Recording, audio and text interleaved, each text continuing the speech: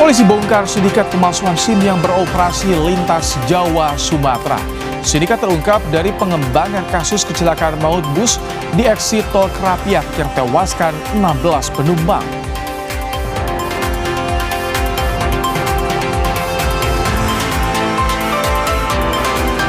Evakuasi dua pekerja pemeliharaan gedung terjebak di gondola lantai 18 di Pademangan Timur, Jakarta Utara berlangsung dramatis.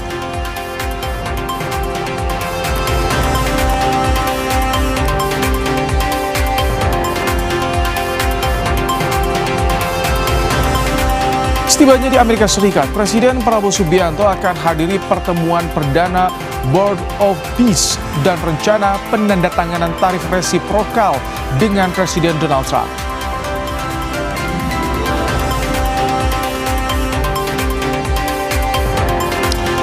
Masjid Istiqlal Jakarta gelar sholat tarawih perdana menandai dimulainya bulan suci Ramadan 1447 Hijriah.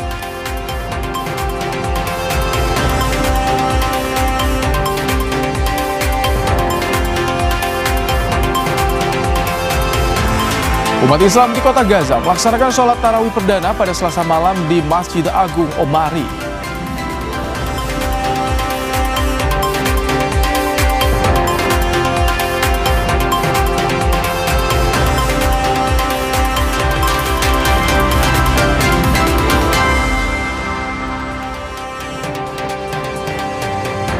Halo, selamat malam saudara. Anda kembali menyaksikan program Kompas Malam bersama saya Rahmat Ibrahim. Selain informasi tadi, kami juga masih memiliki informasi lainnya untuk menemani malam hari Anda. Langsung saja kita simak informasi pertama di Kompas Malam hari ini saudara. Masjid Istiqlal Jakarta menggelar sholat tarawih perdana menandai dimulainya bulan suci Ramadan 1447 Hijriah. Menteri Agama sekaligus Imam Masjid Istiqlal Nasaruddin Umar menjadi penceramah.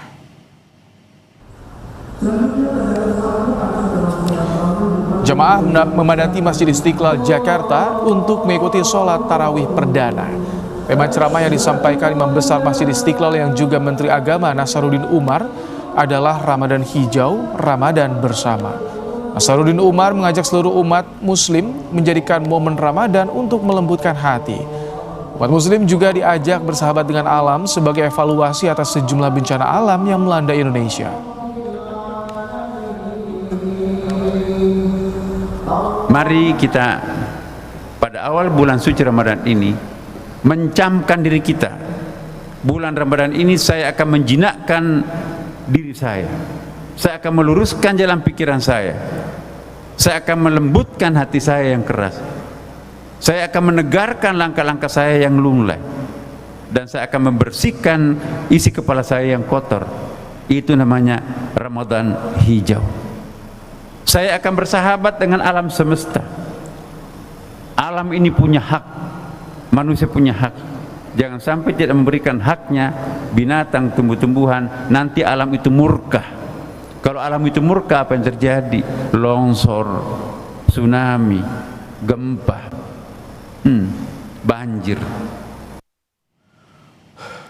Sholat tarawih juga digelar di Masjid At-Thohir Depok, Jawa Barat, saudara. Warga berdatangan untuk tarawih berjamaah di masjid yang memiliki gaya modern bernuansa Timur Tengah dengan 4 menara yang menjulang tinggi.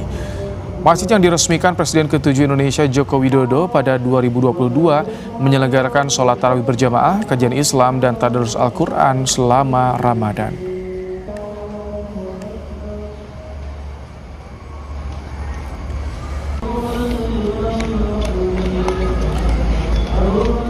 Kita ke informasi lain, saudara. Dua pekerja pemeliharaan gedung terjebak di gondola lantai 18 di Pademangan Timur, Jakarta Utara. Evakuasi berlangsung dramatis lantaran petugas pemadam kebakaran harus menarik kedua pekerja.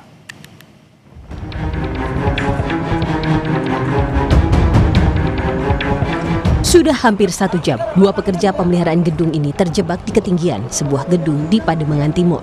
Mereka terjebak di lantai 18 setelah klem sling gondola terlepas saat melakukan pemeliharaan gedung. 5 personil penanggulangan bencana dan penyelamatan sektor Pademangan diterjunkan untuk melakukan evakuasi.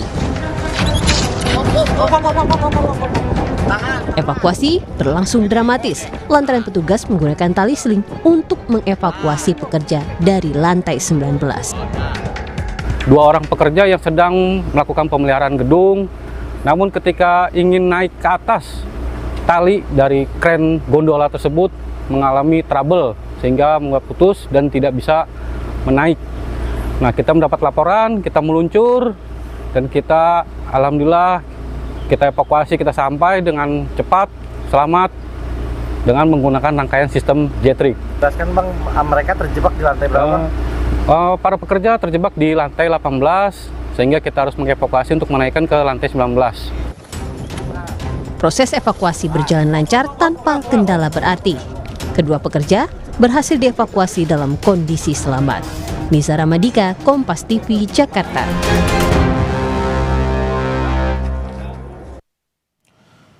Saudara, sebuah rumah yang menjadi tempat produksi petasan di Situbondo, Jawa Timur meledak. 1 orang meninggal dunia, 6 orang lainnya mengalami luka bakar. Hari ya kecil kejadian Timur. Ledakan diduga akibat aktivitas pembuatan petasan di dalam rumah di Dusun Bimbo, Desa Sumeranyar, Banyu Putih, Situbondo pada Rabu siang. Ledakan juga merusak 6 rumah. 7 orang menjadi korban ledakan, 1 diantaranya meninggal akibat tertimpa reruntuhan bangunan. Ledakan diduga dipicu karena adanya bahan peledak berupa petasan atau mercon, tetapi saat ini kondisi belum steril, kita belum bisa juga masuk ke dalam untuk memastikan apakah ada bahan peledak lainnya. Tapi tadi siang pada saat jam 12 tiba-tiba terjadi ledakan di salah satu rumah tersebut.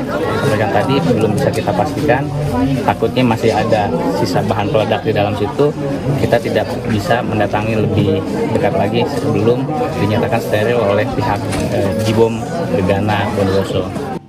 Saudara, polisi membongkar sindikat pemalsuan SIM yang beroperasi lintas Jawa Sumatera. Sindikat ini terungkap dari pengembangan kasus kecelakaan maut bus di eksit tol Krapyak yang menewaskan 16 penumpang. Polrestabes Semarang menangkap komplotan pembuat SIM palsu yang digunakan sopir bus Cahaya Trans Asia. Bus ini mengalami kecelakaan di tol Krapyak, Semarang, Desember tahun lalu. Terbongkarnya komplotan ini setelah polisi mencurigai perbedaan material SIM yang dimiliki sopir bus dengan SIM yang dikeluarkan Satuan Polisi Lalu Lintas. Polisi menetapkan 3 tersangka, sopir bus dan 2 orang yang membuat SIM palsu. Di mana terdapat perbedaan antara SIM, material SIM yang dikeluarkan oleh Satuan Lalu Lintas dengan SIM yang dimiliki oleh pengemudi ataupun supir bus tersebut. Dari hasil pengembangan penyidik terungkap bahwa ada pelaku lainnya sebagai pembuat, yaitu atas nama HS dan juga MK, di mana kedua pelaku tersebut pada tanggal 15 Februari 2026 ditetapkan sebagai tersangka. 22 Desember lalu, bus Cahaya Trans mengalami kecelakaan di Simpang Susun Tol Krapyak, Semarang. Akibat kecelakaan ini, 16 orang tewas. Heri Widodo, Kompas TV, Semarang, Jawa Tengah.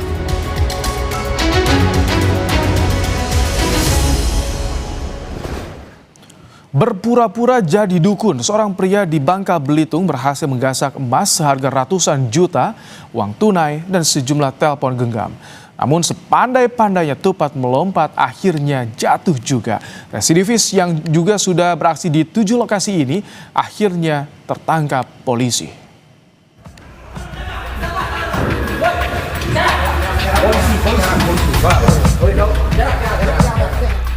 Dukun palsu ini tak berkutik saat polisi menangkapnya di sebuah tempat hiburan malam di Bangka, Kepulauan Bangka, Belitung. Pelaku merupakan otak dari pencurian di 7 lokasi berbeda di wilayah Bangka.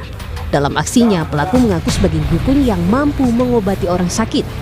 Ia selalu mengincar korban lansia karena mudah dirayu dan ditipu. Dalam aksinya, pelaku meminta uang untuk keperluan ritual. Ia juga mencuri emas seharga ratusan juta rupiah dan sejumlah telepon genggam milik korban.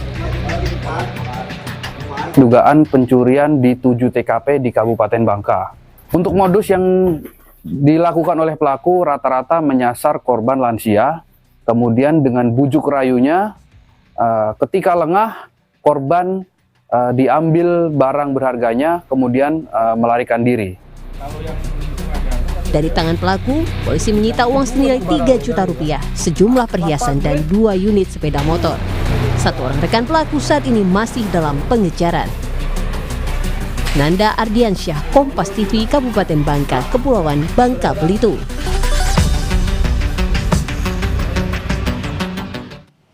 Sorotan berikutnya, Saudara, Presiden Prabowo Subianto tiba di Amerika Serikat. Prabowo akan menghadiri pertemuan perdana Board of Peace dan rencana penandatanganan tarif resiprokal dengan Presiden Amerika Serikat Donald Trump.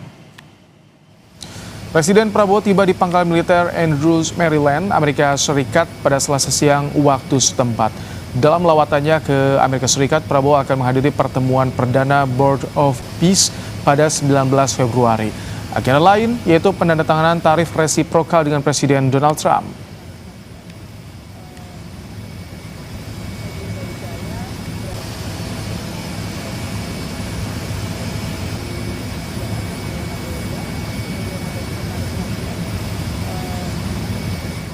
Saudara, penyintas bencana banjir di Aceh Tamiang melalui Ramadan dengan kondisi prihatin di balik tenda pengungsian.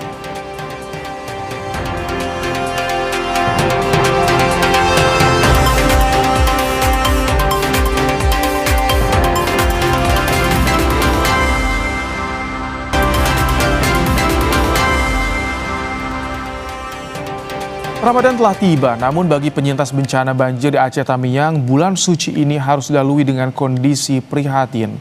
Tak kunjung menerima hunian sementara, para penyintas harus menjalani ibadah Ramadan di balik tenda pengungsian. Tolong bantu kami yang belum dapat rumah sementara.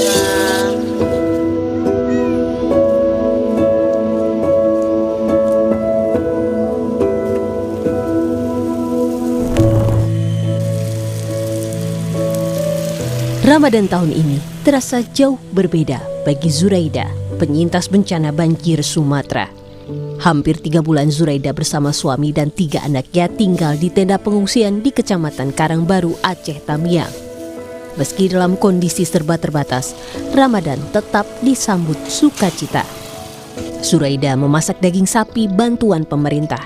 Sebuah hidangan sederhana untuk menjaga tradisi megang agar suasana Ramadan tetap hidup. Biasa tradisi kita yang megang itu ya gimana nanti? Megang ada dapat juga dari desa daging. Nanti diolahnya, dimasaknya kapan? Nanti karena belum beli bumbu juga kan, mau beli bumbu dulu baru. Kondisi serupa juga dialami Hamdani, warga di desa Sukajadi, Aceh Tamiang. Meski bersyukur dan tabah tinggal di tenda pengungsian, namun Hamdani menanti dana tunggu hunian yang dijanjikan cair sebelum Ramadan. Kami pengen kejelasan tentang DTH-nya gitu. Nah, kalau informasi yang kami dapat dari sana sini katakan itu sebelum puasa, sebelum Ramadan. Tapi sampai saat ini kami belum dapat informasi apapun tentang DTH-nya. Pemerintah menyatakan telah menyalurkan 96,44% dana tunggu hunian bagi korban terdampak bencana banjir secara serentak di 25 kabupaten kota terdampak bencana. Bantuan tunai sebesar Rp600.000 dibagikan selama 3 bulan sebagai kompensasi biaya tempat tinggal sementara bagi warga yang rumahnya hancur atau hilang. Untuk di Aceh sudah 94%, di Sumut 99%, dan Sumbar 97%. Ini khusus buat untuk rumah berat, rusak berat atau yang hilang. Mereka memilih untuk kontrak sewa atau tinggal di rumah keluarganya. Diberikan dana tunggu hunian 600.000 kali 3, 1,8 juta. Kemarin minggu lalu kita melaksanakan secara serempak di 25 kabupaten kota. Menteri Keuangan menyatakan pemerintah memiliki cadangan anggaran yang cukup untuk memastikan penanganan bencana di Sumatera tetap berjalan. Menkyu bilang tambahan anggaran akan diambil dari pos belanja lain pemerintah. Pos-pos lain itu pos apa aja sih? Dulu kan pas, Anda ingat nggak pada waktu pertama krisis, ditanya sama Presiden kan, saya rapat di Hambalang, ada uang nggak? Ada Pak, sekitar 60 triliun. Dari mana? Dari anggaran yang nggak jelas itu, ya itu uang yang dipakai. Jadi mereka sekarang takut gak ada uang, ya ada di situ. Itu yang diusulkan aja masih di bawah itu jumlahnya totalnya saya lihat. Yang jelas, yang penting adalah uangnya ada, mereka masih dalam proses lah. Di tengah keterbatasan, para penyintas banjir Sumatera tetap menjalani Ramadan dengan asa. Tim Liputan, Kompas TV. Bulan suci Ramadan dijalani penyintas banjir Aceh Tamiang dengan penuh asa dan ketabahan. Warga masih bertahan di pengungsian hingga nantinya menempati hunian bantuan pemerintah. Kami akan ajak Anda untuk berbincang dengan Wan Devianti, warga desa Sukajadi, warga penyintas bencana di Aceh Tamiang. Assalamualaikum, selamat malam Mbak Devi. Waalaikumsalam, malam. Baik. Mbak Devi, meski saat ini kondisi Mbak Devi dan juga warga lainnya masih berada di tengah keprihatinan akibat bencana, untuk menyambut Ramadan, ada tidak tradisi yang masih dilakukan Mbak Devi? Masih ada sampai sekarang. Walaupun di tengah bencana begini, kami masih menjalankan rutinitas seperti tahun-tahun sebelumnya. Alhamdulillah masih bisa menikmati daging yang dapat dari Pak Prabowo. Kami masak sesuai selera keluarga. Pengobat rindu seperti Ramadan tahun sebelumnya, tradisi menggang, berbagi daging sapi, makanan, santap bersama ya Bu. Walaupun situasinya saat ini berada di tenda ya Bu. Iya. Kalau untuk kebutuhan keluarga nanti Mbak Devi untuk makanan, kemudian juga alat-alat ibadah selama bulan Ramadan, bagaimana Mbak Devi? Kebutuhan untuk ibadah alhamdulillah ada. Selama ini kan kami didatangi para donatur yang datang ke desa kami yang membagikan Al-Quran, mukena, sajadah, sarung. Alhamdulillah ada. Untuk makanan sahur, berbuka, sudah ada Mbak Devi? Alhamdulillah ada. Untuk ini hari kami ada dapat rezeki dari orang baik berupa ada telur, beras, minyak yang dibagikan melalui desa. Mbak Devi, kami juga ingin tahu di sana kan di tenda pengungsian banyak anak-anak juga yang ikut menyambut Ramadan. Bagaimana mereka untuk tahun ini harus berpuasa harus Ramadan di tengah tenda pengungsian Mbak Devi? Cuman tuh tahun ini warga kami nggak seramai tahun sebelumnya. Biasanya kalau tahun sebelumnya anak-anak kan rame pulang dari masjid, riuh, rame. Kali ini karena kami ada 3 lorong, lorong 3 yang dekat jembatan, mereka mendapatkan huntara di daerah Opa. Semua karena kan di situ dibilang situ zona merah. Jadi nggak ada lagi ini orang yang tinggal di situ. Ada pun beberapa orang karena udah banyak yang dibawa ke huntara di daerah Opa.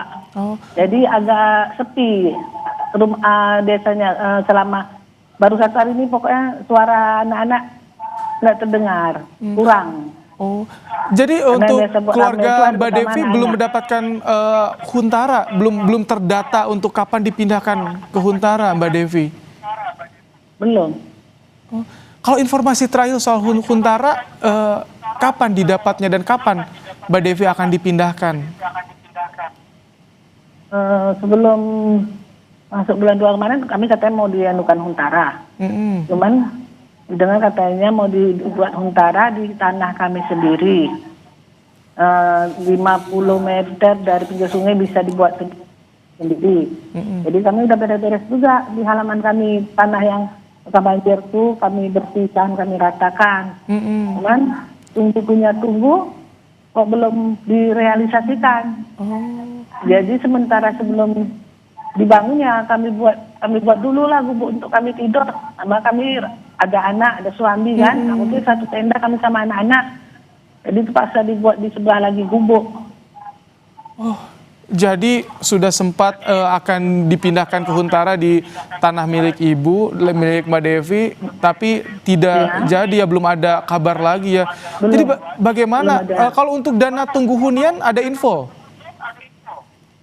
Ada info, cuman sampai sekarang kami belum ada.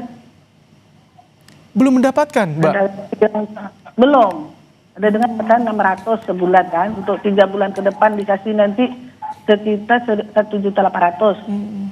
Cuman kami tunggu-tunggu katanya sebelum puasa nanti katanya udah mau dicairkan, mau dibagikan. Tapi sampai sekarang kami belum, sampai udah masuk mau puasa, 1 hari ini udah masuk tarawih, belum ada kabar. Belum ada kabar, dipindahkan ke Huntara juga belum. Mbak Devi, bagaimana Mbak Devi menyampaikan pada keluarga, pada anak? Mereka kan berharap Ramadannya nyaman, tapi mereka saat ini harus Ramadan di tengah tenda pengungsian. Menyiapkan sahur buka nanti bagaimana Mbak Devi? Ya, menyiapkan ya ala kadarnya lah Pak. Ada yang ada di ini, ada super mie, ada telur, gula, teh, beras, itulah yang kami siapkan nanti untuk sahur. Anak-anak pernah nanya nggak Bu, Mbak Devi, kapan pindah ke hunian, ke rumah yang layak gitu, nggak tinggal di tenda lagi? Pernah nanya anak-anak? Nah, bagaimana kita bilang ya sabarlah, mendengarkan. Sayang kan kami nanti dapat kalau nggak di Huntara yang dibuat di tanah terbang ataupun di tanah sendiri. Kami bilang itu anak-anaknya semangat, istilahnya. Kalaupun nggak dapat di tanah terbang, di tanah sendiri kan kami nggak payah jauh-jauh ke sana, nggak payah pakai kendaraan. Karena kalaupun dapat di terbang, istilah sekarang kondisi transportasi yang ada kami kurang baik, kereta kami, jadi kami nggak berani bawa jalan jauh. Mbak Devi, semoga didengar apa yang menjadi keprihatinan Mbak Devi dan juga keluarga, segera mendapatkan solusi untuk pindah ke Huntara. Dana tunggu juga segera cair, tetap tegar di tengah Ramadan ini. Mbak Devi, terima kasih. Wan Devianti, warga Desa Sukajadi, penyintas bencana di Aceh Tamiang, telah berbagi cerita di Kompas Malam hari ini. Sehat selalu Mbak Devi. Saudara, usai jeda, kami hadirkan informasi umat muslim di Palestina memenuhi kompleks Al-Aqsa melaksanakan tarawih pertama di bulan suci Ramadan.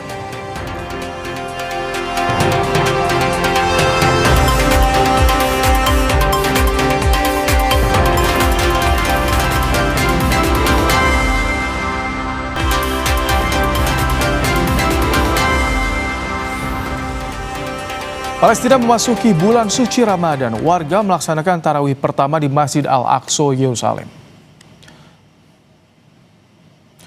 Saudara, warga Palestina melaksanakan sholat tarawih pertama pada Selasa malam waktu setempat. Jemaah memenuhi kompleks Al-Aqsa di Palestina. Mereka melaksanakan tarawih di tengah gencatan senjata dan serangan Israel yang tak kunjung usai. Ini adalah Ramadan pertama sejak kesepakatan gencatan senjata yang dimediasi Amerika Serikat 10 Oktober 2025.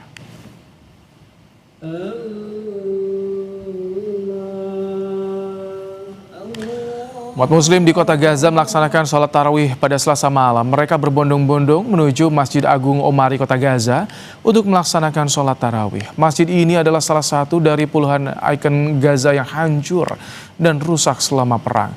Masih dibersihkan untuk menyambut Ramadan.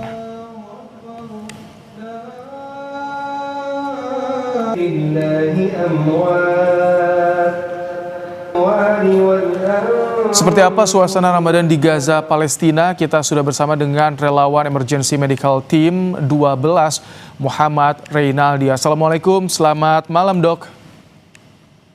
Ya, waalaikumsalam warahmatullahi wabarakatuh. Selamat malam, Ibrahim. Baik, dok, ini bertahan di tengah kehancuran ini tentu tak mudah bagi warga Gaza. Bagaimana Anda melihat suasana di Gaza saat ini, dok? Baik, terima kasih. Untuk suasana yang jelas sekarang sedang memprihatinkan sekali, di mana memang di sekitar saya masih terdengar suara bom-bom ataupun bahkan suara tembakan-tembakan. Bahkan juga terdapat suara drone yang seringkali mengitari rumah ataupun tempat kerja kita. dan juga terkadang terdengar suara jet tempur yang terbang di atas kita.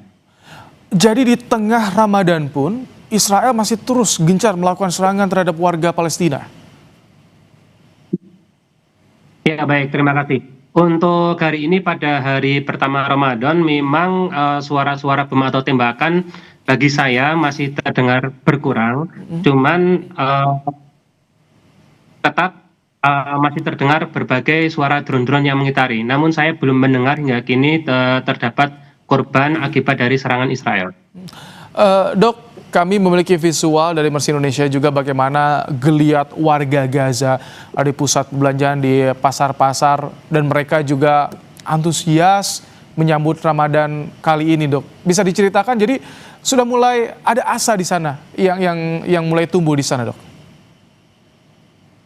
Ya baik, baik. Jadi memang untuk Ramadan ini sangat disambut oleh warga di sekitar sini karena ini merupakan Ramadan di mana kita dapat melihat berbagai bahan makanan yang mulai muncul di pasar. Sebelum Ramadan di 2 tahun belakangan ini tidak ada ataupun bahkan karena sering terjadi serangan yang sangat gencar dari Israel.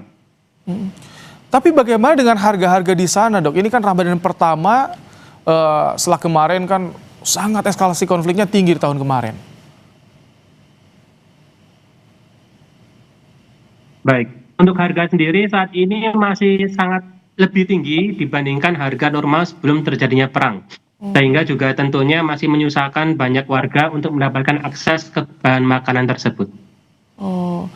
Oh baik, jadi memang walaupun pasar sudah mulai tampak ramai, tapi harga di sana masih sangat sulit dijangkau oleh warga ya, Dok? Iya. Dok, untuk persiapan Ramadan seperti untuk berbuka puasa, untuk sahur, bagaimana ketersediaan bahan makanan di sana, bantuan logistik di sana, Dok? Baik, untuk bantuan logistik ini ada beberapa baik dari WHO ataupun NGO lain yang terus mengirimkan bantuan logistik makanan ke kita. Namun perlu diingat juga selain makanan kita membutuhkan air. Di sini juga kita sangat tergantung pada air bersih dari truk-truk yang dikirimkan lewat bantuan-bantuan truk seperti itu. Biasanya frekuensinya berapa kali dalam sehari atau dalam sepekan bantuan untuk air bersih, Dok?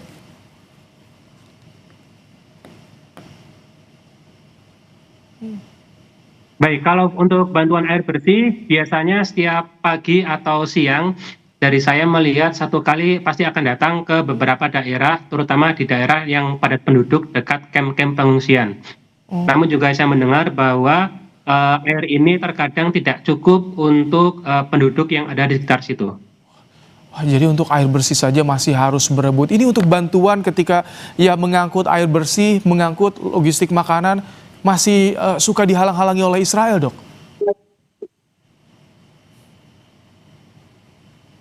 Baik, untuk saat ini saya belum melihat adanya halangan yang sangat berat dari Israel mengenai proses pengiriman. Namun yang memang dari Israel sendiri menetapkan batasan-batasan apa yang boleh dikirim dan apa yang tidak, seperti pada bagian obat-obatan. Karena saya sendiri dari medis, sehingga untuk obat-obatan ini kita masih sangat minim sekali. Bahkan yang paling dasar seperti paracetamol itu bisa saja habis pada hari itu, ataupun misalkan seperti bius lokal, sehingga kita harus memilah mana pasien yang mendapatkan bius lokal atau tidak, misalkan pada saat tindakan penjahitan, apalagi pada anak-anak terkadang tidak mendapatkan bius lokal. Jadi bahkan bantuan untuk obat-obatan medis pun saat ini belum optimal, Dok? Ya, belum optimal sekali, sehingga kita tetap membutuhkan baik dari makanan, air, dan juga obat-obatan yang sangat penting. Untuk menjangkau bantuan, bagaimana ke depannya ini selama pemenuhan 1 bulan Ramadan? Bantuan makanan, bantuan medis juga, Dok? Baik, terima kasih. Untuk bantuan medis, biasanya kita memasok dari sumber, kemudian akan kita taruh di gudang di beberapa poin, seperti poin-poin kesehatan yang kemudian kita sebarkan lewat poin-poin tersebut. Poin-poin tersebut seperti puskesmas, ya, seperti puskesmas buatan yang akan kita sebarkan lewat sana. Kalau misalkan untuk makanan, sebenarnya saya kurang agak mengerti bagaimana prosesnya. Tapi insya Allah kalau misalkan dia dari pasar, sudah mulai banyak sekali berbagai bahan makanan yang dapat kita temui. Dok, pernah mendengar tidak cerita atau bagaimana harapan dari warga Gaza di saat memasuki bulan Ramadan, kemudian juga di tempat lain kan KTT BOP akan dilakukan. Harapan warga Gaza seperti apa, Dok?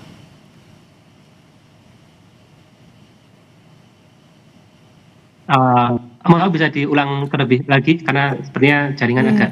Apakah dokter pernah mendengar bagaimana harapan warga Gaza ketika memasuki bulan Ramadan, Dok? Karena di tempat lain di Amerika Serikat, KTT BOP juga tengah dipersiapkan, Dok.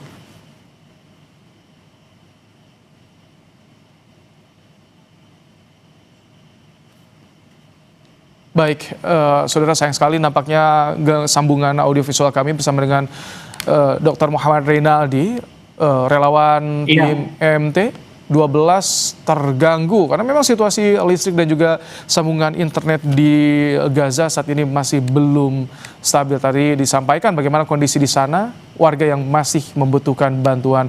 Terima kasih Muhammad Reynaldi, relawan EMT 12 telah menyampaikan bagaimana kondisi warga Gaza di program Kompas Malam hari ini.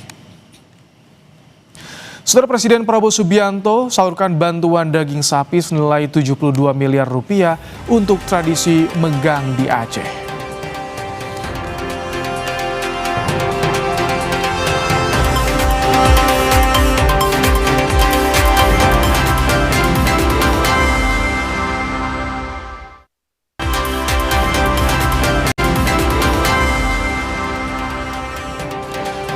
Saudara, Presiden Prabowo Subianto menyalurkan bantuan sebesar 72 miliar rupiah untuk pembelian sapi ke daerah terdampak bencana Sumatera di Aceh. Bantuan daging sapi untuk keperluan tradisi Megang jelang Ramadan.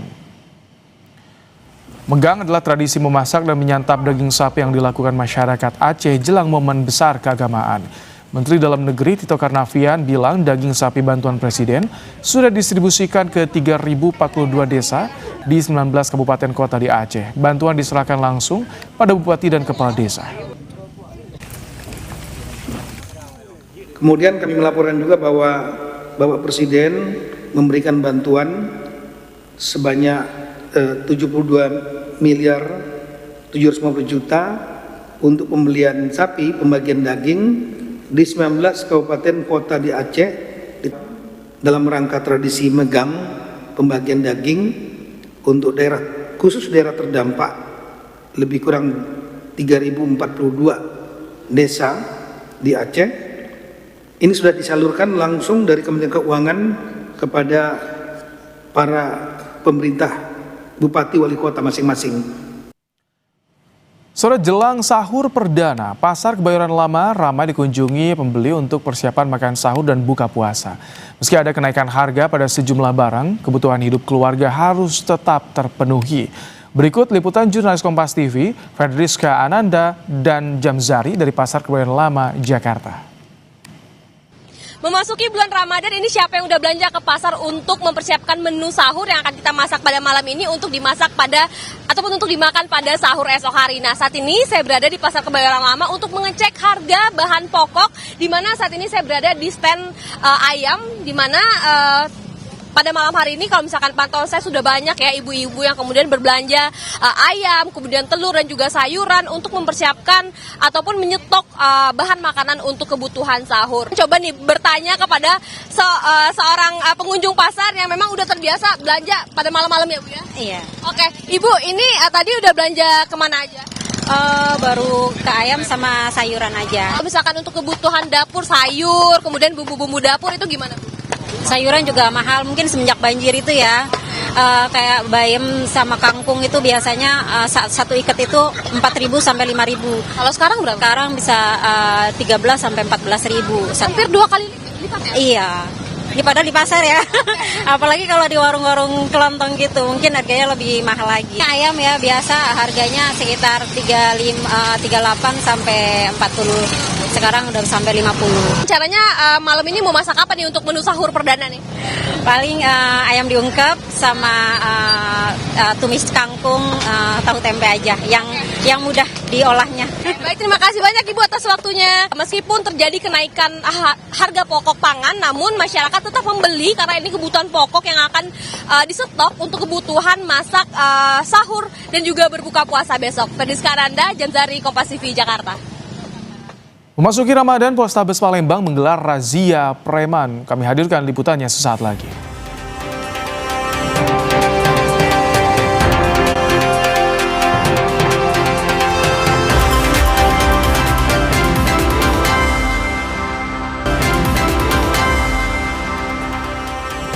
Memasuki Ramadan, Polrestabes Palembang menggelar razia preman. Polisi menangkap sejumlah juru parkir liar atau Pak Ogah yang kerap memalak pengendara. Lari kalau. Dua juru parkir liar lari kocar-kacir saat mengetahui kedatangan polisi. Setelah sempat berupaya kabur, sejumlah Pak Ogah berhasil ditangkap dan dibawa ke Polrestabes Palembang. Polisi menggelar operasi Pekat Musi 2026 hingga 28 Februari mendatang untuk memastikan pelaksanaan Ramadan berlangsung aman.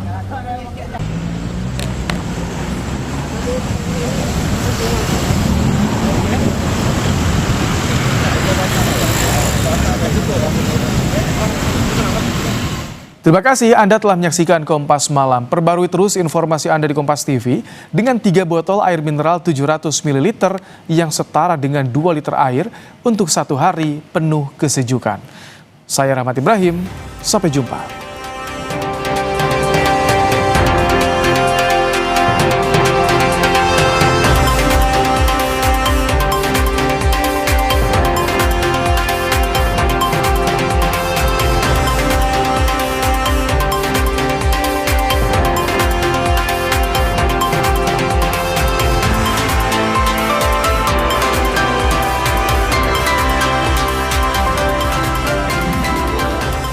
Terima kasih Anda telah menyaksikan Kompas Malam.